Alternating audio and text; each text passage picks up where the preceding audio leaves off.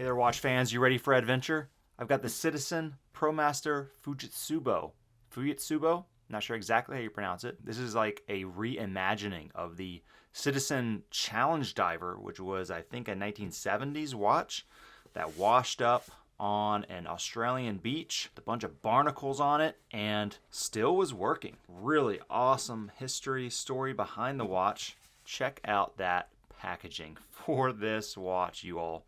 It is a scuba tank. Yeah, this is a dive watch. It's got 200 meters water resistance, a diver's 200 meters, which I think is an upgrade from the standard 200 meter water resistance. Not that I'm going to be diving with this watch. This is just a fun desk adventurer watch for me. Check this out. Promaster, Citizen's got Australia there on it. Really, really nice scuba tank here. So yeah, let's see, how do we open this thing? So it pops off there, you slide it out. I'm gonna be very careful because I'm not exactly sure how the watch is situated in here. Okay, so it comes up and then it locks right there, and there's the watch in there. Let's carefully take that out. So this is such a cool watch, and I saw the story of it and I just liked the looks of this watch. It had all the right specs for me, and here it is. Really sporty looking watch. A little bit of kind of a Rolex Explorer look with the Mercedes hour design there, but also very different from that watch in a lot of the visual details. So here's the watch. This is a really nice looking watch. I like how thick it is with that bezel. So this is a dive watch. It's got 200 meters water resistance. You can see it says Divers 200 meters right there. This is made out of titanium. It is very, very light. I believe Citizen calls this a super titanium. Got kind of a grayish tint. Now, in the discourse around this watch, I've seen it in, I think, several YouTube videos. People talk about the crown being a little bit too small. I don't think it looks bad at all. I think it just kind of adds to the uniqueness of the watch, to be perfectly honest. I'm not going to be needing to grab this with scuba diving gloves on myself personally. This is just for me to wear for fun. It's got a bezel here you can use as a countdown timer. So there's the bezel action there. Feels fine, locks in place pretty good. Very clicky bezel. Let's go ahead and get it going. You can definitely hear it rocking around in there, that rotor. I don't think it's something you're going to really notice in daily wear. Okay, there it is ticking. Really smooth, sweeping motion. So you can use this as a countdown timer. What you would do is, say you got 20 minutes, you need to wait for something, find where the minute hand is. And so I'm gonna put the 40 there, lining up with the minute hand, and then once it hits the top part there, you know your time is run out. Or you could do it a different way. You could say put the white part where the numbers begin at your minute hand, and you just keep in your mind that you've got 20 minutes to wait, and then you're just looking for that minute hand to hit the 20. By the way, if you're enjoying this video, if it's been helpful and useful to you, make sure you hit that like button and subscribe, because this is my main watch channel. This is where I'm going to be doing all of my watch content, and I've got a lot more watch content still to come. It does have a date display there, screw down crown. All right, so I pulled it out one stop, and the second hand is still going. So this first stop here appears to be the date window. Pull it out to the second stop. Now the second hand is stopped, and we can adjust our time. Let's get it correct here to my time. Right around there. Pop it back in.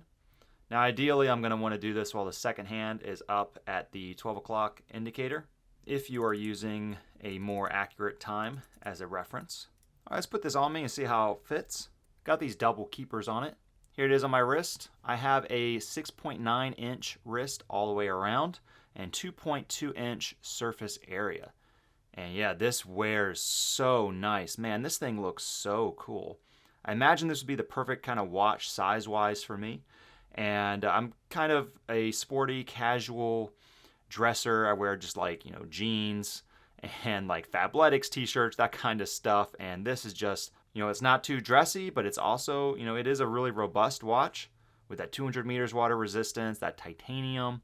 And it looks the part. It's got enough of sort of, dressy kind of flashiness to it with that bezel and just the design of the watch. I really like those big, thick hour markers going all the way around.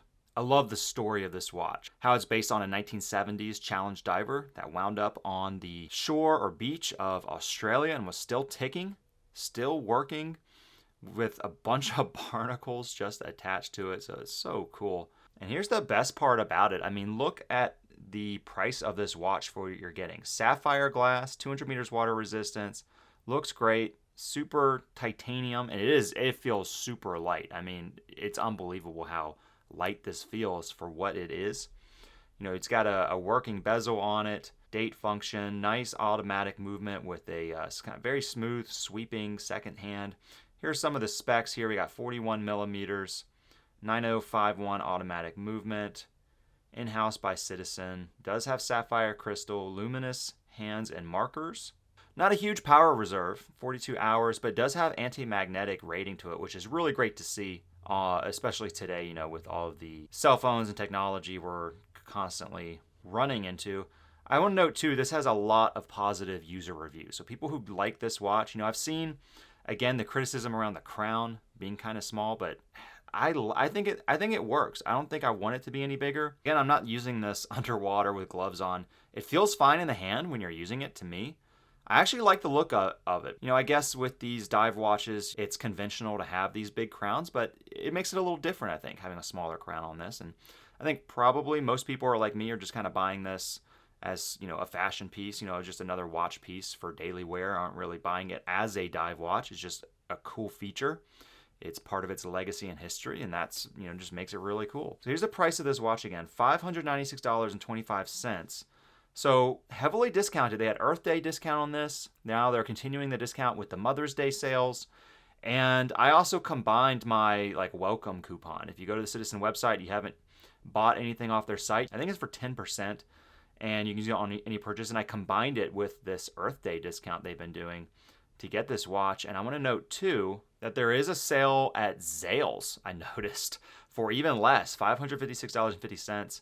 And I believe Zales is an official Citizen retailer. You can go double check that, you know, make sure that that is correct, that you're getting the right warranty with this watch, that you can service it through them and everything, or you'll be able to send it to Citizen regardless. But yeah, they've got a sale there, maybe shop around for it. But yeah, I think for under $600, I mean, this thing is just amazing. And for a while, I was kind of thinking about a Tudor Ranger, and it was just so out of my league right now. I just can't put down up to, you know, $3,000 for that watch.